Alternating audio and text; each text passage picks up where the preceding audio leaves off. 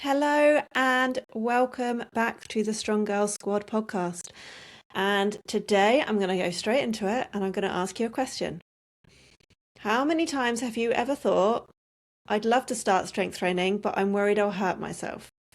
Because genuinely, this comes up in about 50% of my conversations on Instagram, and I do get it. When people think about lifting weights, they imagine bad backs, torn muscles, being crushed under barbells, ending up in the next gym fail video. But a couple of weeks ago, I asked my clients a question because of the conversations I was having on Instagram. And I said, tell me about an injury you've had in the last year that had absolutely nothing to do with the gym. And I was going to say, and honestly, but I hate that phrase now since ChatGPT. But honestly, the WhatsApp chat has never been so active. It was like ping, ping, ping, ping, ping. I knew where I was going with it.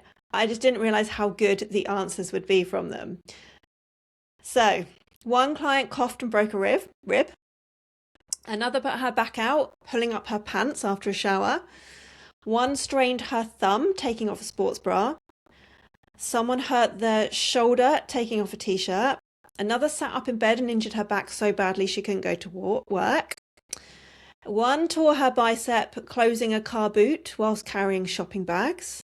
Someone cracked a rib whilst walking and she walked into a bollard, fell over.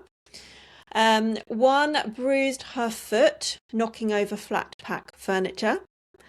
Another broke her nose after being hit in the face with a football. Someone tore their Achilles tendon, I love this one, dancing to 80s classics in sliders at 3 a.m. after a few tequilas. One sprained an ankle simply stepping out of the house in the morning.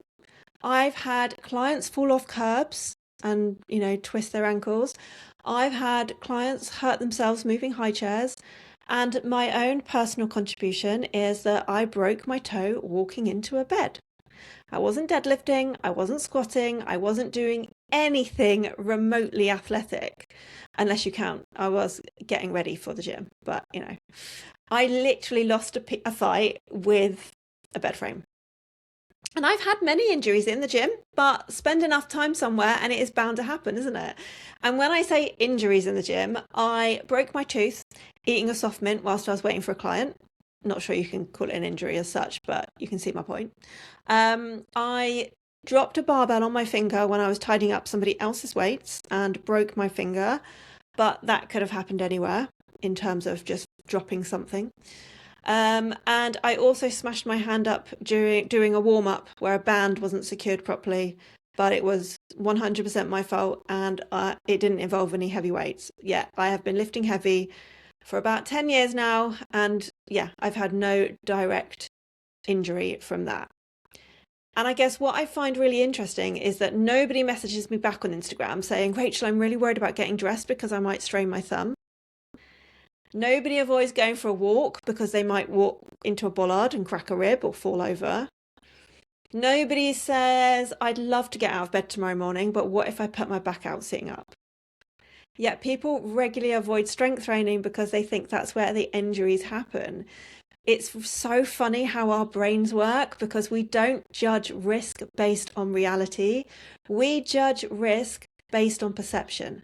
And strength training has somehow gained a reputation for being dangerous, while all the other ridiculous ways we injure ourselves in everyday life barely get a second thought. And research consistently shows that strength training has one of the lowest injury rates of almost any physical activity. So the injury rate is typically reported at around 1 to 4 injuries per 1,000 hours of participation. And for comparison, like running is generally higher.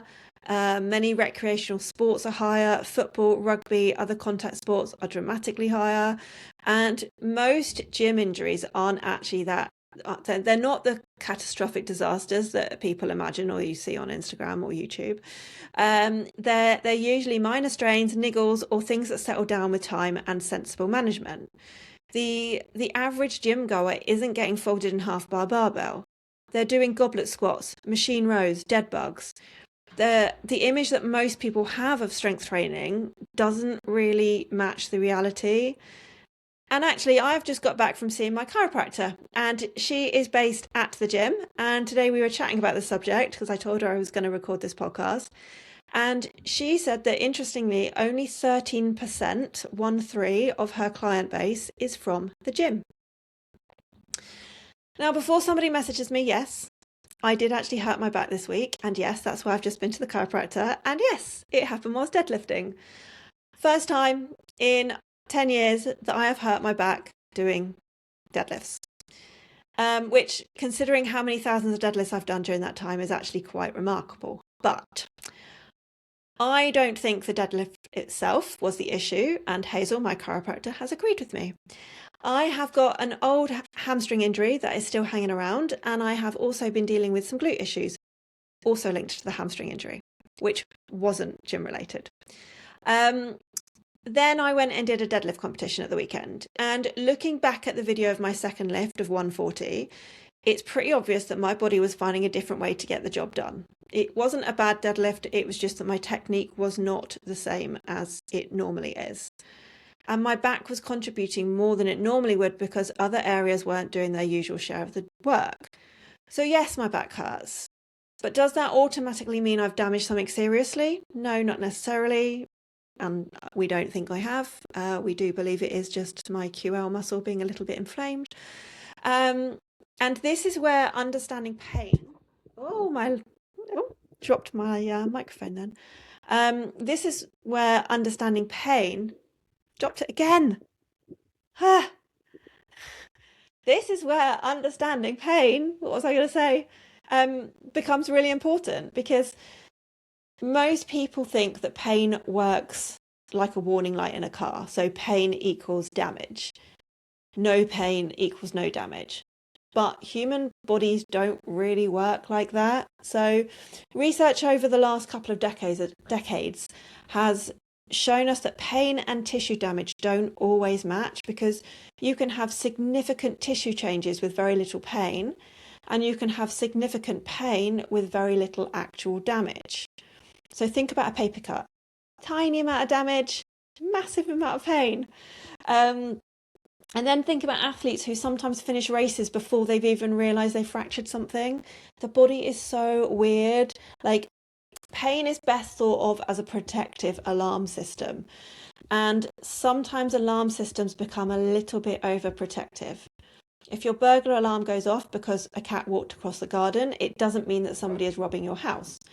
It means the alarm has detected something that it doesn't like, and pain can work in a really similar way. Sometimes it's responding to genuine tissue damage, sometimes it's responding to fatigue, sometimes it's responding to a sudden increase in load. It can be increased by poor sleep, stress, previous injuries, fear, uncertainty, or simply doing more than you're adapted to. Now, this doesn't mean we ignore pain. But what it does mean is we don't immediately jump to, my back hurts, I've broken my body, I've broken myself, deadlifts are bad for me, because very often that isn't what's happening. And one of the biggest reasons people fear strength training is because they fear hurting their back. And yeah, I completely understand why. Back pain can be really scary because we've all heard the horror stories. But what's interesting is that backs are incredibly strong. They are designed to bend, move, carry load. They're designed to recover. The problem isn't usually movement. The problem is often becoming scared of movement, because once we become fearful, we stop moving. We become weaker. We become less confident. And everyday tasks start feeling more threatening. The answer usually isn't wrapping yourself in cotton wool. The answer is gradually building capacity, building that confidence, and building strength. And in fact, one of the biggest ironies is that many people avoid strength training because they're worried about injury, while becoming physically weaker in the process. And weakness doesn't protect you. Being weak doesn't make your life safer. Life doesn't care whether you've been to the gym. Life will still ask you to lift awkward shopping bags, carry luggage, move furniture, catch yourself when you trip, pick up grandchildren, reach into weird cupboards, carry 6 bags of shopping because we all know that making two trips from the car is for quitters. Strength training prepares you for real life. The goal isn't becoming indestructible, it's becoming harder to break. And then this is another one I hear all the time. I'd love to start, but I need someone standing next to me to teach me proper technique. They don't actually say it like that, but that's what they mean. Now, don't get me wrong, in-person coaching, PT, is absolutely amazing. But you can learn technique through online coaching, like absolutely you can, because nobody starts with perfect technique. I didn't. Nobody does. Like, good technique isn't something you magically acquire before stepping into a gym. It's something you develop over time. So you practice, you refine, you improve. The biggest step is often simply walking into the gym and giving it a go. Then we make it a little bit better. And then we make it a little bit better again. That is how progress works. You don't need to wait until you're perfect before you get into the gym. We can start with squats and they can be really high squats. And then over time, we get that depth lower by adjusting a few things. And yes, with online coaching, that often does mean filming yourself. And I know that nobody likes it, especially if you're feeling a little bit intimidated by the gym already. But trust me when I say I'm as a coach, not expecting a Netflix production. I don't need perfect lighting. I don't need cinematic camera angles. I don't even necessarily need to see your whole body. I just need to see a little bit of what you're doing.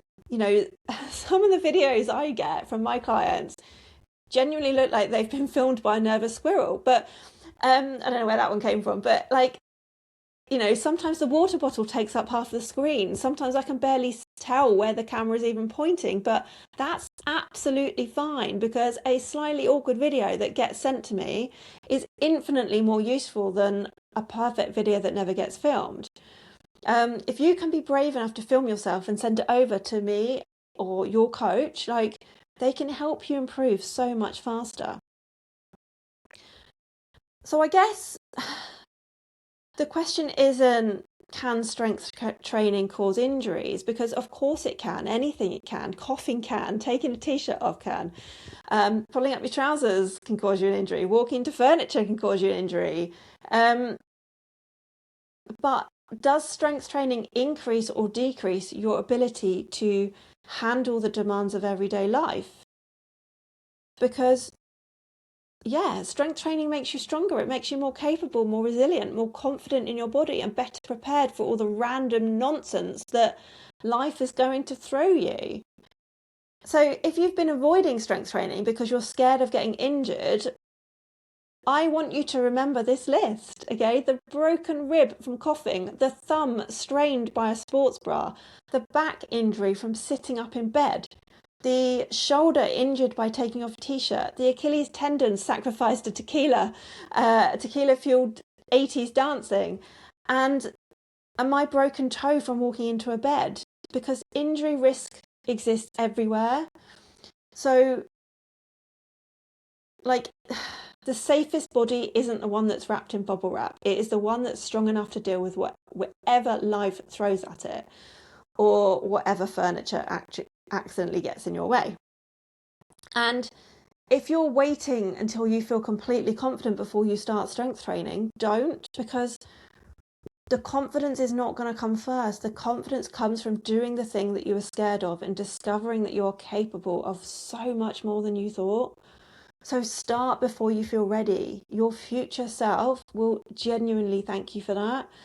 And I'm going to leave you with this before I say goodbye. So many women avoid the gym because they are worried that they'll hurt themselves lifting weights.